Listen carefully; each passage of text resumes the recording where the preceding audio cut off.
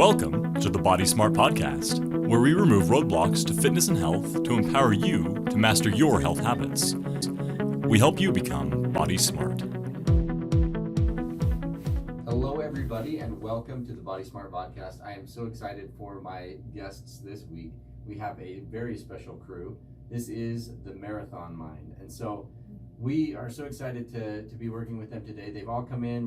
We've been doing metabolic tests and having some fun there, seeing where everybody's at.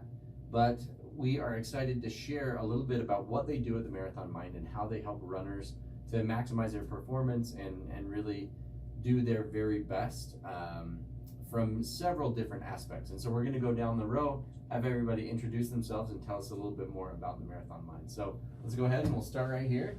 Tell us your name and kind of what you do with the Marathon Mind. Well, I am Emily Riddle. My job within the company is I'm kind of in charge of the business end of it. So these guys are our trainers. But Awesome. Okay. I'm Cammie Draxler, and I guess I'll just take one of the things that we do. Probably one of the biggest things that we like to focus on is brain training and really getting the mental aspect of your training keyed in and figure out how you can improve from there. So. Awesome. I am Carrie Fordine, and kind of to piggyback on what Cammie says, so we all coach. Emily really keeps us running. She puts our interface together, keeps the website running, makes sure our emails go out. She's also a really talented runner. But kind of piggyback on what Cammie was saying, I always have joked with my high school athletes that I coach that running is 90% mental and the other 10% is in your head. And that we really do try and the brain fuels how well we perform when we're doing our strength training and whether or not we put in our workouts, and then how we eat and then how we recover. It all really does start with a commitment in your mind and then the belief that you can do it. I'm Sherry Shepard, and I'm the resident strength coach. I'm a personal trainer and also do the running coaching, and I will just put an exclamation point on the brain training. It's life-changing, it's life-altering, and I think it transfers not just in our training but in life in general, and it's amazing. It's amazing. I think what we do is amazing. I would agree. So that's part of why I wanted to have you on. I think it's such a different approach from just, more training plans, more, PDF printouts of training plans that you can give people that they can go try on their own, and charging people for something that they're not really getting a lot out of unless they do it and things like that. It's not to say there's no value in that, but it's really cool that you guys add such a different aspect to what you're offering people. So tell us a little bit more about how this came to be then. How did the Marathon Mind come together? Who wants to say? Me? Everybody just look down the row. It's just kind of So Carrie. Have Carrie go. we have been running together. Emily and I have been running together how many years now? since 2011. Since 2011. So a lot of Yeah. years, like 8 years running together. And we kind of were like a 3-day-a-week kind of runners. And then when I had a really frustrating marathon, I decided I'm going to change the way I do this. And so I wanted to start running and I wanted to start increasing my days. And I knew that I needed more miles. And Emily jumped off the deep end with me and really started running 6 days a week with me gradually. We didn't go from 3 to 6 because we don't do that. Right. Thank you very much. Good call. We Good call. built our miles very gradually, but Emily jumped off the deep end with me, and we just really found we had this huge leap in success, and then Sherry and Cammie started running with us, and kind of it's just the brainchild of running together so much, and also we kind of got introduced to life coaching, and we kind of saw the intersection of where life coaching and running really come together, and you can be so much more successful runner and find so much more success in and out of running if you're working on your thoughts about running, about yourself, about who you are, about what you want, and about why you want it. And so we just kind of started talking, and we wanted to share what we'd experienced ourselves in changing our thoughts and changing our running and changing our lives. But it all starts with those thoughts. Yeah, well, isn't it funny how like a race is very much like a micro view of an entire life. Like Yes. you can package so much into one race or whatever, that the ups and the downs and the successes and failures and all those things that happen in life. So learning how to deal with that in running can really enhance your life in so many other ways. I can't tell you. So I've been coaching cross country and track for 8 years, and I can't tell you how many like adults come to me and be like, I can do my whole life. I've been successful in my life because I ran cross country, because I learned that I could do hard things, and it has nothing to do with the running. It has to do with what they learned about who they are. Yeah, how to dig deep, how to push through tough things. Yeah, we were talking about that earlier, how like the elite runners suffer. Like they really push themselves, and I think we don't maybe understand that enough in life, and we bow out to Netflix or other things way too easily, and don't really dig in sometimes when we need to. So how much of the marathon mind then, of what you guys do, I know you do coaching on the training side of things, how much of what you do is more the mental game? Is this me? Sure, you go, Sherry. So what we do with let's like an example of a typical client. There are 4 elements to our coaching practice, and each week they get their own personalized website that has each of those 4 elements, and they are the training plan, the running training plan. They have a strength workouts that are very conditioned to runners and personalized to them. They get a menu, they get a nutrition plan, and then their brain training is one of those 4. And we have a worksheet that they have. We encourage them to print out and actually do on paper with pen and paper. That's awesome. Because the brain and something about the brain, and I don't know the science of it, but something about writing things with a pen just really kind of helps you kind of process your thoughts. And so it is every single week they get something, just really fine, minute topic that we have them think about and work on in relation to their training. That's awesome. I To love add that. to that though, I think it really depends on where they're at, because some people are ready to jump in, don't you guys think, with both feet, and some are like, not so sure. Yeah. So it really depends on where they are mentally. We want to make it a huge part, but we also have to be where they are. We have to help them be ready to do it, or wait until they're ready, I guess is what I should say. Yeah. So. Well, it sounds like that would give them a gradual way of breaking into it, though, in a way that's healthy and not, you're not comparing yourself to other people. You're not, so many things that either get in the way or sabotage a lot of runners. It sounds like this would help them work through that in major ways. So that's awesome. To your earlier point, I think you can go on and you can find a training plan on the internet for free. Oh, yeah. You can find a strength plan on the internet for free. You can find somebody who's going to tell you what to eat.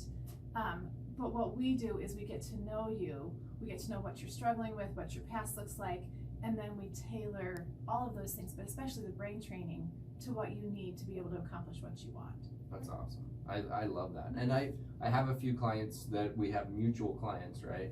And they have really loved it. All the feedback I've gotten is that it's great and that they really like it. And we've even corresponded back and forth with one another on some of the people about what do you think we should do, and as far as progressing things. And I think that's awesome to be able to reach out, and I like it when people are willing to take not even advice, but like willing to be collaborative and be like, what do you think is the best solution for that person, rather than sometimes having all the answers. I think too often when we're in that coaching role, we tend to feel like we should have all the answers. And so I like that you guys have been collaborative and everything. What an awesome mentality to have. It sounds like you have a pretty good mindset. I think it's Marathon really valuable. mindset? Yes, the marathon mindset. I think it's valuable to have people like a physical therapist in our corner. And part of what we coach is that abundance mentality. Like, there is enough success to go around. We don't have to feel jealous, or we don't have to feel like, oh, he's going to take our client from us. You know what I mean? Right. We can collaborate and we can share, and there's enough to go around. Absolutely. So and just because somebody else BQ'd doesn't mean that you're not going to BQ. So there's enough success to go around. Right. I love that. The rising tide raises all ships mentality, right? That's so somebody was asking me about that. So there are, I believe, 12 physical therapists within 2.5 miles of my location, plus like 8 chiropractors or 6 chiropractors and 3 or 4 massage therapists or something like that. But when I looked at that when I first moved in, I was like, oh my gosh, like there's so much competition. And then when I started doing what I do, I'm like, actually there's really no competition. Like nobody does what I do the way I do it. And so as long as I understand that and I'm comfortable with that, like I don't have to feel like I'm in competition with those people. So I send them people that I don't feel like I can serve all the time. And that way I'm building them up. Hopefully they're building me up, right? And there's plenty of people that need help or that need that want to run, there's plenty of people to go around. So I really actually see that in the high school running community. It would seem that coaches are in competition with each other, but what we've found as coaches is that the more we work together, the better off all of our athletes are. And you kind of have to be committed to the sport and to athletes in general, and then everybody's better off. Right. Well, and if we can build up kind of the running mentality of the runners in this community, that's huge, right? Just And get more people running. more people and people with the right mindset, and that's huge. Running to be able to smarter. help. Yeah, Mhm. exactly. Absolutely. Running smarter and less competitive in terms of socially competitive. We want you to be more competitive race-wise, but not necessarily socially so competitive with it. Build each other up, and that's one of the things. I don't know how many of you have run Boston. I haven't run Boston, but I've been with my wife. And that's one of the things that is so cool about Boston is that, like, for the entire race course, there's people just lined and cheering you on, and like that, even the runners themselves, it's so cool to watch. I filmed a big part of the finish line and everything, and it was amazing to see how many people were like carrying other runners across the finish line and things like that. That kind of strength that you can have out of a running community is awesome. Runners are really awesome. Yeah. Really great people. Right. No, you hear that in every run club that they're like, oh man, they're just great people here. And whenever you run alongside somebody, I think you really build a relationship. And even pretty quickly, you can build a relationship with somebody. It's funny you say that, because we've always said that, like, running with people, it's like hitting the fast forward button on your relationship. Because by the end of the run, you get over 10 miles and everything comes out. Yeah. That's true. Yeah, and bowel and bladder habits, all kinds of things when running. So yeah, no, it's pretty fun. Running, it really is just such a great sport. It's a low barrier to entry sport, right? Like anybody can go out and run. And then when you get into it, you realize that there are a lot of expenses that you can have, shoes and other things like that. But really, it's an easy sport to join in and really have a fun time with. So really cool. It's also really kind of a cool thing because, like, I don't get to go play basketball with Michael Jordan, but I can run the same race that Des Linden does. Yeah, that is cool. I've never thought about it that way. It really is like the elites are running with the recreational runners and the weekend warriors, and it's the only sport like that. Yeah. Well, Ogden is kind of a fun one. The way they do it, the people that are finishing up the half marathon are often getting passed by the marathon winners and stuff like that. And that is like how fun to see somebody just booking it right by you. Like, that's pretty cool to see. Well, I don't know if you heard the story of Riley Cook, where he was kind of starting to give up, and a half marathoner said, "No, you can do it." And he's like, "Yeah, I'm going to believe her. I'm going to take that, and then he went and won. So that's awesome. Yeah. Kind of a, Right. But that kind of a thing, I remember there was one time I was suffering. Like, I cramped up and was hurting really bad, and this older guy came by and he's like, "Hey, we've all been there. Like, you'll be fine. Push through." And like, what a cool thing. It was a little depressing at first that this old guy was not only passing me but giving me advice, but at the same time it was like, you know what, I will be fine and whatever. It was funny. So we should have tallied that up between the lot of you. How many marathons do you guys even know that you've run as a collective? I think it's over 50. No, it's way more than that. It's gotta be, because I'm 20. You're Plus. over 20. I'm over 20. My wife's running partner just hit 20, and that's a big accomplishment. That's a lot. It's I'm definitely 60. It might be in the about 60s. 60. Yeah, Wow. about 60 marathons. Have you added up how many shoes that totals? Oh my gosh. There's no way to know. So I did that with my wife the other day because we were hanging up some of her medals and stuff here in the clinic, and I was like, oh my gosh, if we look at the number of miles and then the number of shoes, and like that's a lot. It's crazy to think about. So pretty fun. And if every mile is a lesson learned, you just kind of apply that. Yeah. Oh, definitely. Lessons learned and experiences had.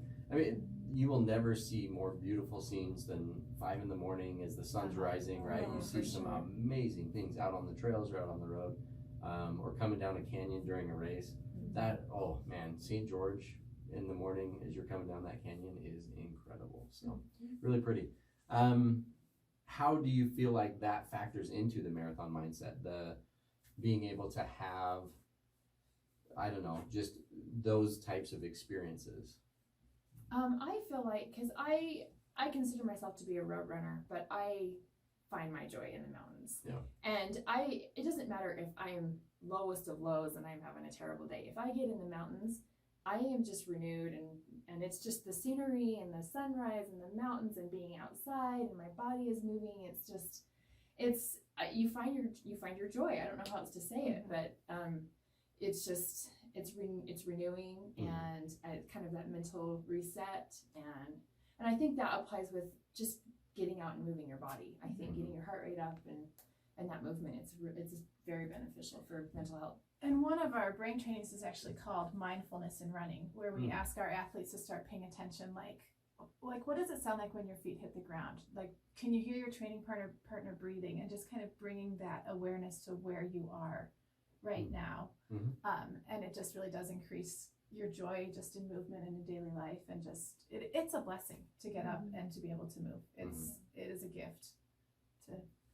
So somebody that's not there yet, so somebody that's just starting out is like, I don't know about this whole running thing. My friends do it maybe in the neighborhood, and I'd like to try, but I don't feel like I could keep up with them. Like, what do you tell somebody from a mindset perspective on that beginner that's kind of nervous, kind of tentative, maybe frustrated from past attempts? How does somebody like that get started? Because I'm sure there's a lot of people out there that fit that category. We actually find ourselves coaching a lot of beginners. Cami can maybe speak better to this because she's coached a lot of beginners. I think it's a lot about not comparing. I think that it's a lot about, like some people think like if I'm going to be a runner, I have to go out and run 3 miles right off the bat. But we kind of take a more walk-run approach, and that's still moving. Right. What else would you say about Cami? Well, I think finding the joy. I was just talking to my sister-in-law recently about this, and she wants to be there, but she's just not. And she's like, I just can't. I don't have the energy. And having something to work towards often is really good. Just a goal, whether that's a 5K or maybe I want to run 3 miles a day. Just having some end goal, I think, is really helpful. And seeing it as a gift. Like, to me, running is a gift. We're talking about appreciating our bodies. I feel super appreciative that my body can do this, and it brings me so much joy, and just really keeps me happy and level in all the things of life. So just like seeing it as a gift. And I said this to the sister-in-law that I was saying, just see it as a gift. Like, give yourself this gift of time, allow yourself that, because I think, and we're all moms, and so to me that is a gift to say I get this time, and that's a gift to myself. I feel like that's important, and I think everybody needs that in life, just some time to like unwind. See it as a gift to yourself, a gift of health and the time to just kind of unwind. So I think that's so important. I talk with people a lot of, you've got to take some time out, and whether that's 5 a.m. running or whatever that is, you've got to take some time to take care of you, because I think it's Dr. Phil, which that kills me a little bit. But he will always tell people like, well, who's taking care of their mother? When people are saying like, well, my kids need this, and it's like, yeah, who's taking care of their mother? And I think that really is an important idea of like, you've got to take care of the person that's taking care of all those people, or it'll all fall apart. And we see that a lot, right? Because it's impressive how many marathons we've run, but it's even more impressive that between us we have 18 babies. Yeah. So. Oh yeah, wait. And really, that was what, for me, it was like, I can be nice to my kids if I take care of me. Well, and it's funny because my kids will be like, Mom, you didn't run today, did you? I know. Mama needs a run every day. Right. No, it really is important. I think running is probably one of the best mental health aids, better than any drug I know of. It does so much for clearing the mind and just fixing so many of the things that, and not fixing, that's maybe the wrong term, because nothing gets fixed by it, but it allows you to deal with it so much better, right? Yeah. So that beginner, what about the elite athlete that's like, or that sub-elite athlete, the one that's like, I really want to take that next step. I've been here for so long, for years maybe, running at these same paces. How do I take that next step forward? I think it goes back to the mental thing too. I think one thing I was going to say for the beginner, and this applies to pretty much any level, is that you set your destination goal, which would be like your sub-3 marathon, but then you're going to set processing goals along the way, so that you know, and we focus on those little sections so that you can feel successful and keep pushing forward and not get the burnout. And Cami could probably answer a lot more to that because she's experiencing it right now. I am marathon minding myself, but That's good. That's good. I think that one thing that I found is the belief. Like, I had a major change myself is when I got the belief. And so I think that's a big thing for someone that's shooting for a big goal, is believing it even if it doesn't happen at this race, believing that it's something that can happen, again, like you talked about, that can be a goal that isn't right now immediate, but that I can keep working on it. And it takes time, and that takes patience, because you'll have a training workout that doesn't give you the evidence that that's there, that you can do it, but that doesn't mean it can't happen. So yeah. Well, so I see that a lot. In fact, I've had tears recently in my office from marathoners, half marathoners that really felt like they were ready to go for Ogden and then came up short. And so what do you tell somebody that's in that position? Because I think that's almost as common as people Boston qualifying, is people thinking that they were there and then not, right? And so how do you counsel somebody through that? I had this conversation yesterday with somebody, and she'd actually run Utah Valley, and she PR'd and she qualified for Boston, but she didn't get her goal. So what she's feeling is defeat. And I said, and there's this idea in the mental health world of middle path, that you can hold two ideas that seemingly contradict each other at the same time. So what I said to her, I said, I'm going to offer two ideas. You did amazing. You were successful. You could still probably do better. And those, they seem like they contradict each other, but you can hold those two ideas at the same time. And it's the disease of running, is you get done with a marathon and you've PR'd and you're like, oh, that's great. I think I could have done better. I still had a little bit in the tank. Analysis. Yeah, I could have pushed a little bit harder. Yeah. Oh, always. But that's right? what keeps us going. Yeah. And I think that's why it's really important to understand the processing versus destination goals. Like that there's still, even if you didn't meet your goal, there's still success there. Which is why we actually ask our clients before they even run the race, we say, you need to choose an A goal. That's like your absolute, everything aligns, everything's great. Then you need to choose your B goal. And that's something that, even if things don't go quite your way, you can still walk away feeling like a success. And then your C goal has to be something that has nothing to do with your time. It's something like, I took my nutrition when I said I was going to. I kept my thoughts positive. It has nothing to do with the performance, but something that is totally within your control.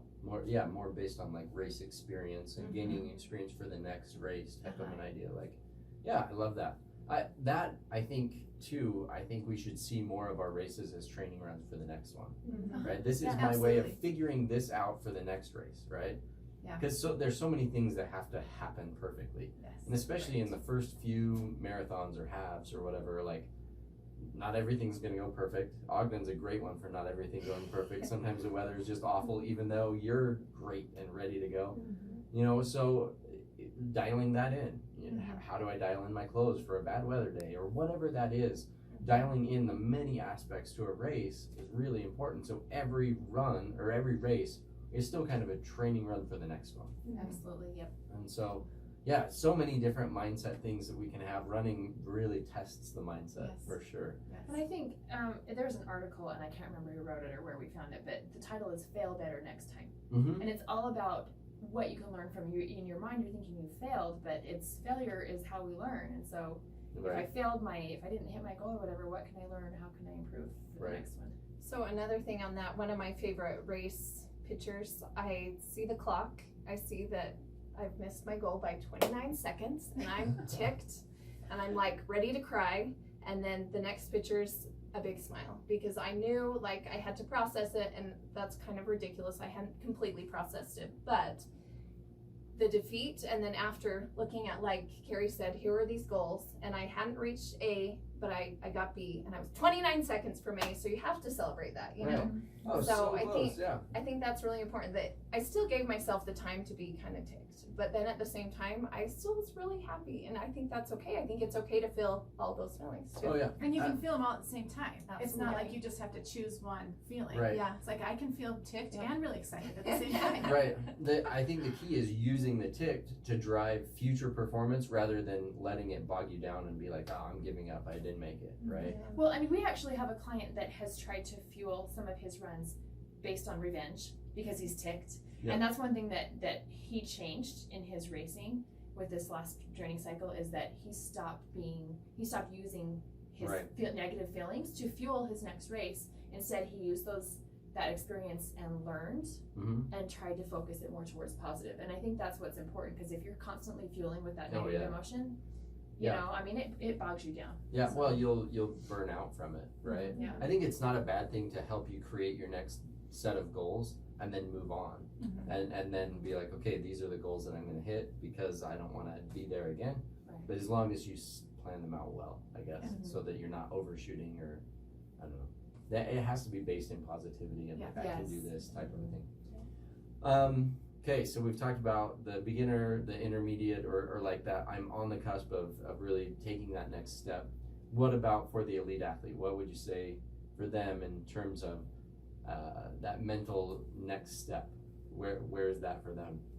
I think the mental part of it, I think, is crucial, because Oh, yeah. most elite athletes know how to suffer and know how to dig in and work really hard. I mean, they wouldn't be where they are Right. if they didn't.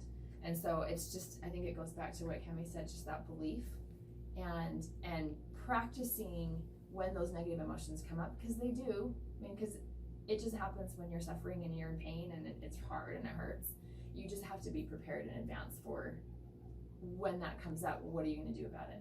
And I think that's what our brain training does, is that we practice in the training runs. We practice dialing in those thoughts and having a mantra and having like, what are you going to tell yourself when this stuff comes up? you Yeah, know? yeah.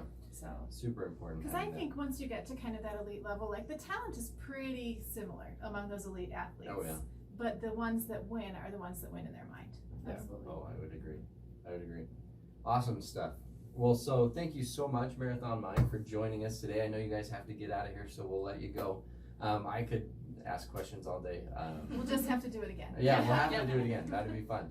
Do a follow-up at some point. We'll have to retest y'all and see how things improve. But anyway, thank you so much. How do people find the Marathon Mind? Emily, this is your Yeah, how do we find you? themarathonmind.com. Don't forget themarathonmind.com is our website, and everything's on there. All the Okay. information about who we are and what we do, And it's beautiful, and I can say that because I didn't build it. Emily built it, and it is beautiful. It's a beautiful website. So look at it. Okay. And there's actually what's really fun is there's blogs, so you can read about our client who changed his mindset going into his next training Awesome. cycle, and there's really good stuff on there. Okay. Social media feeds. we are on Facebook and Instagram. Okay. Marathon Mind. The Marathon Mind. Perfect. All right. So look them up. We'll make sure we have those tagged in the post with the video so that you can check those out. But themarathonmind.com and at Instagram and Facebook. So see them all there. Go check out the page and know, like, share, all that stuff. Or follow, like, share, all those good things. And we will see you on the next one. Thanks so much. Thank you. Thanks for listening to the Body Smart podcast. Join us in the Body Smart community on Facebook to share your successes or ask a question for our next episode. Now get out there and take the next step toward living your active lifestyle.